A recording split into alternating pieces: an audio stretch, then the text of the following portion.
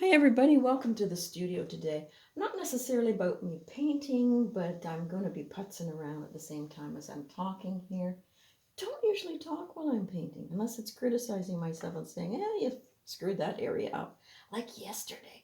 Man, did I screw up this butterfly. But the first question is, because I thought I'm going to pose it to other creators out there. Let's have a little chit chat. Whether you're a dancer, a poet, a writer, knitter, crocheter, whatever you do that's creative, are you finding the internet a benefit to that, or is it a hindrance? For me, yesterday being able to find that butterfly, that was a benefit. It wasn't this butterfly, but it was a butterfly sitting. So being able to pop on YouTube and say, can you show me a butterfly sitting that I can get an idea from? It gave it to me. That's a benefit. But then you get on there and you got your Facebook and you get all these other things and the channels that you've subscribed to, and you find yourself sitting there a little bit too long and getting sucked up in, sometimes the drama that's going on the internet here and there. I don't know what it's like in the entertainment world as far as drama, but on YouTube for tarot, definitely there's drama going on. And some people have a great voice for expressing and sort of getting people to sharpen up a little bit, use their brain cells before they open their mouth. That's a benefit. But for me, it's joining in with other groups and finding some artists that I can paint live with and picking artists that we can share a like for, and learning about different artists. This one was Georgia O'Keeffe, care of Heather at my brush bone indigo ash, and it was a pure pleasure. And it got me back into my soft pastels, enjoying the heck out of that, making messes. But that's the benefit, and I'm really enjoying seeing other people's written creations, their sketching, their drawing. It's all wonderful to see. So there is the benefit of it that way. But yes, it does suck up a lot of time. If we could just use it for research and a little bit of pleasure, I guess it's balance, right? Gotta find the balance. So yeah, let me know what your benefits are for the avenue that you create in, that it does something for you, spurs you on, inspires you, gives you the information that you need, what have you. So I am finding a little bit of a hindrance and invasion of time. Artists need a lot of time. And I presume writers and poets and dancers, they need their time too. And anyone who isn't in that creative field, they can't always understand why we need all this time, but we do. Next question.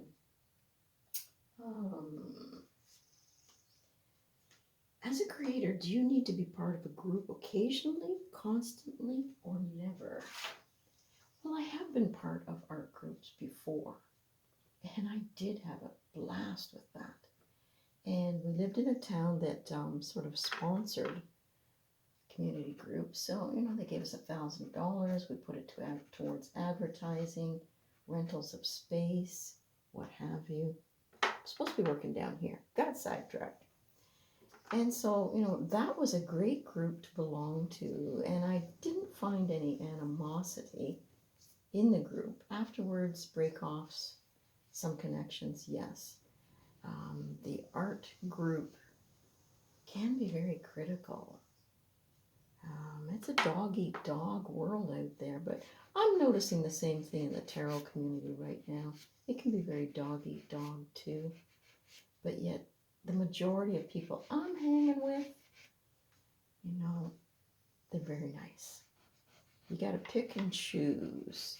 So for me, a group right now, I don't have one other than, that one person I'm connecting with on her station where we get together, pick an artist, research it, like Georgia here, and enjoy ourselves creating.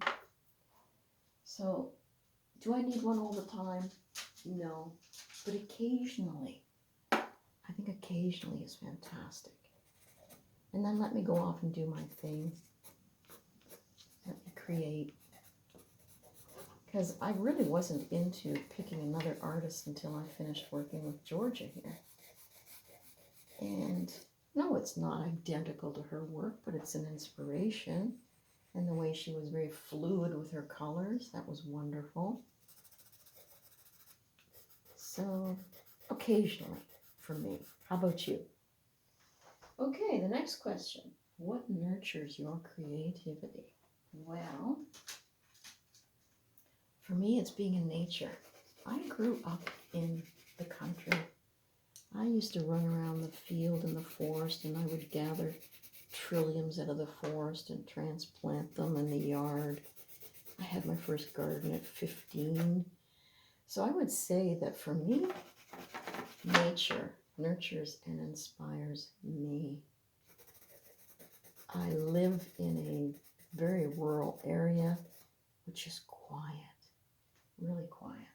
It has its benefits, it has its drawbacks, much like the internet, because you are secluded.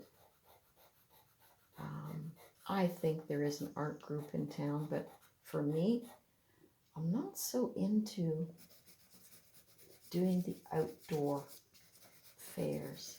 I did my fair share of that, and you're fighting the elements, the wind, the bugs, and you're transporting your artwork and risking damage to it at the same time.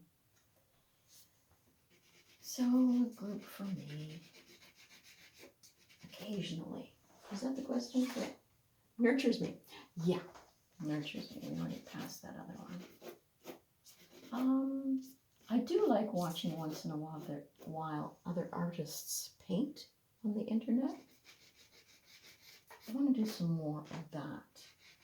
Although I am into, the tarot group, I'm branching off into more of the art people these days. And I see so many more people painting and drawing. And, it's not, you don't have to be perfect. You have to just enjoy yourself. So being in nature, feeling the quietness, feeling the solitude, feeling that ability to reflect. Life isn't so busy here. You can reflect. I find my writing skills improving and the want to write growing. So the solitude has brought that about. You're not distracted by events going on in town, because in our town there's not a lot of events going on. And the ones that do happen, they don't really appeal to me right now. So, nature. Nature, my thoughts. Sitting at the altar some days. Prayer. Self-healing. Reflection. Okay, I think I need a little blue in there. Okay. Is your interest in creating surging or waning? I think it's surging. Lots of the things I wanted to do to this property and my husband has wanted to do, he's still surging out there with that, but I'm back in here letting the canvas talk, letting the pastels talk. This is where I want to be, even if it's in my sketchbook, but I've taken on too many little ventures. I've got a oracle deck in the works, which I am enjoying. This stepped in and I got diverted, but it was a good diversion, very good diversion. And life, housework, keeping up a house and a garden is tricky, but at least hubby's enjoying the garden too. So he can take over now. I can make him head gardener. No problemo. He's happy out there. And it's a big difference for him away from his previous job in management. So he's enjoying the solitude as well. He's enjoying it more than I am, I think. I'd like a few more amenities where we are. But how about you? Do you like solitude, or do you like to be with a group? Okay. And is your talents, is your ambitions, get back to the question, surging? And, can you label what's making that insurgence of creative energy happen for you? I think I would like an artist closer by so that I could visit their studio, they could visit with me, and you can, say what's working in the picture, what's not, what am I missing? I do think that those artist co-ops, if you get the right group, would be great. If there wasn't competition and dog eat dog. I'm bouncing around here, but while I'm thinking, I'm trying to get into the picture, and I am enjoying this picture. Very much so. It doesn't have to be perfect for me. It just has to get me going again and make me feel inspired and alive again. The garden does so much, but painting does so much more. Okay, so now we're on to, if you're going to spend time, my first thing when we were researching Georgia O'Keeffe was to call on the library, but they didn't have a lot on Georgia. They didn't have a big art area for me. So do you prefer to go to the library? Do you go instantly to the internet when you're researching something?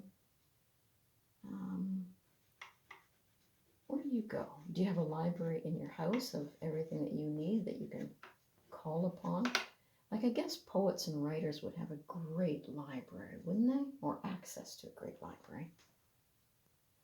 But I do have some books of my own, and I did find a little bit on Georgia, but not a lot either. I might have to invest in a coffee table book of hers, because she's an exceptional woman. I can't stand here and quote everything that we discussed in the video, but we did do a video. And there was an awful lot of talk about her because she was a phenomenal, determined lady. And this, is a takeoff on her Adobe. And the word bloom came from, I think it was Jack's in the live we did with Heather. So I went with that. I don't often put writing in, but as I say, I'm more inspired right now to do writing. And I started to kick off a little bit more with a deck that I just got, the Darkwood Tarot. And it may not be everybody's cup of tea as a deck, or the fact that I'm inspired to sort of narrate a little story that goes along with each card. So I'm going to explore that, even if it is just for myself. So I guess another question would be, do you have something you're exploring just for yourself? Maybe you haven't shared it with anyone in particular, but you're enjoying it. Sort of like a closet artist, eh? Well, I'm going to leave it there because I need to think a little bit better here. And I thought I'd put those questions out, and if anybody wants to respond, I'd like to hear what other creators are thinking in this difficult time that we're in. How's your creativity? There used to be those political artists, right? I'm so far out in the boonies, I don't know whether that's still happening. But those musicians that sing the songs about what's going on in the world. Bruce Springsteen, those guys. But I'm going to leave it there. Get back into my zone. Have a little fun. And I just thought I'd put this out for the day. A little chit chat. Connect with other creators. See what's going on in their world. Have a good day, everyone.